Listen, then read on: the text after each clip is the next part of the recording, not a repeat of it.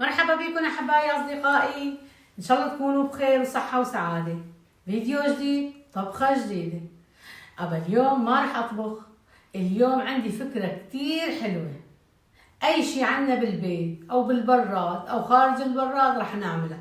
يعني قصدي رح أطبخ طبخة موجودة في البيت، يعني فكرة جديدة. فكرتي للعزابية أو يلي بيشتغلوا وما عندهم وقت. رح أعمل فكرة كتير حلوة، تابعوني على الأخير وما رح تندموا. إذا عجبكم الفيديوهات ممكن تشتركوا بالقناة، تعملوا لي شير ولايك، وشكرا سلفا.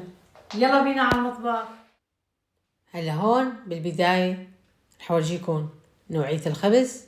عندي هون خبز الأبيض ونفسه أسمر، وكمان عندي خبز العادي.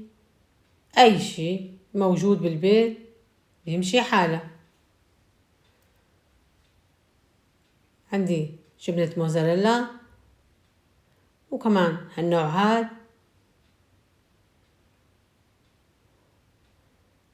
رح أورجيكم كيفية ألف الخبز. بالبداية رح أخذ ربع الخبز وأنزلهم لتحت، أقصهم وألفهم على هالشكل هاد مثل ما شايفين.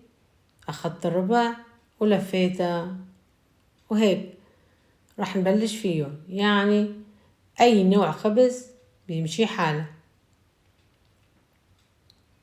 هون عنا حمص،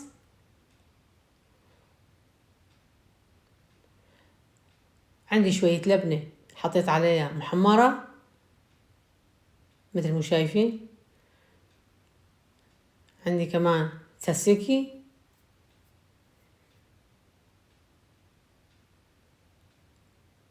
وهون كمان كاتشب نزلت عليها أوريغانو، عملت صلصة يعني. عندنا شوية زيت وزعتر. بالبداية رح نبلش نقلي شوية بيض.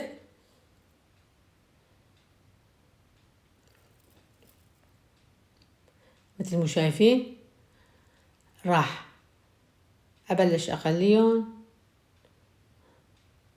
وراح أرش عليها شوية فلفل أسود، فلفل أحمر، وشوية ملح.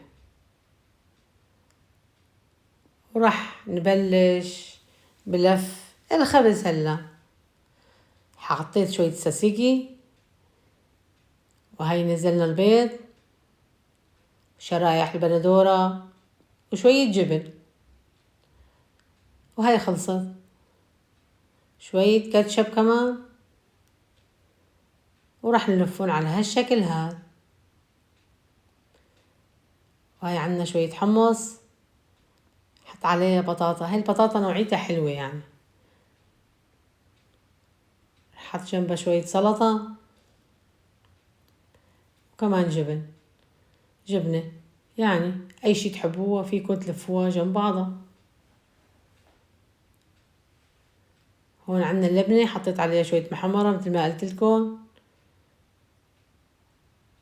وكمان بطاطا مقلية كانوا بالبراد. حطيت شرايح الخيار، راح احط كمان قطعتين جبنة او كيزة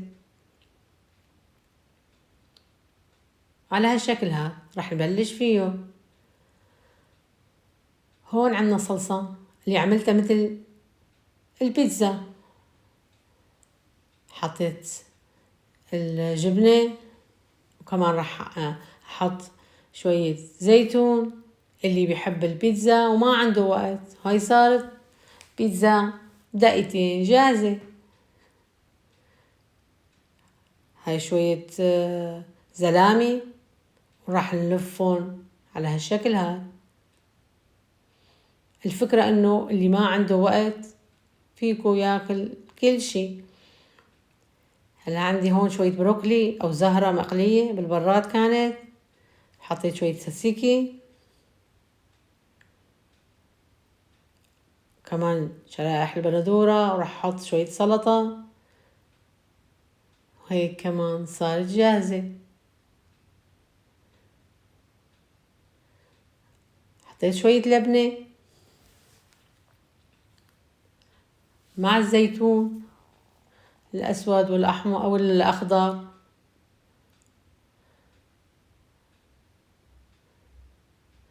وكمان حطيت شوية زيت وزعتر، وراح حطيت شرايح الخيار، وهيك خلصنا.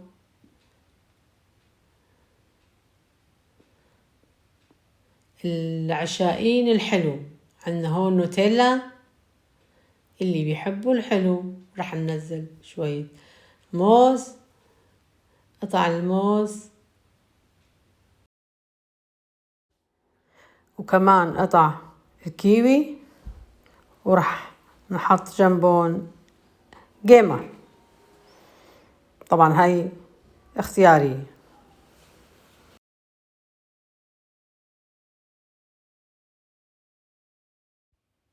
هلا هون بالقلاية راح نحط عليها شوية زيت، وننزل الخبز، نستنى عليهم شوي وبنضغط عليها، وبعدها بنقلبها على الجهة الثانية. يعني فيكم تستعملوا القلاية وفيكم تستعملوا الشواية على الكهرباء. هلا راح أورجيكم الطريقتين. هلا هاي بالبداية بقلاية على الغاز، هلا راح تشوفون النتيجة، وهي نتيجتها قلاية. هلا راح أورجيكم على الشواية كمان، وهاي الشواية راح ننزل الخبز ونفس الشي. بتمنى طريقتي تكون عجبتكم والفيديو نال إعجابكم. هلا هيك أحبائي وصلنا لنهاية وصفتنا لليوم. بتمنى لا تنسوني بدعم القناة والاشتراك وكبس على زر الجرس مشان أي شي جديد يصل لعندكم. بشكر كل واحد عم يدعمني، وإن شاء الله راح أكون عند حسن ظنكم. راح نلتقي بفيديو جديد وطبخة جديدة عن قريب بإذن الله.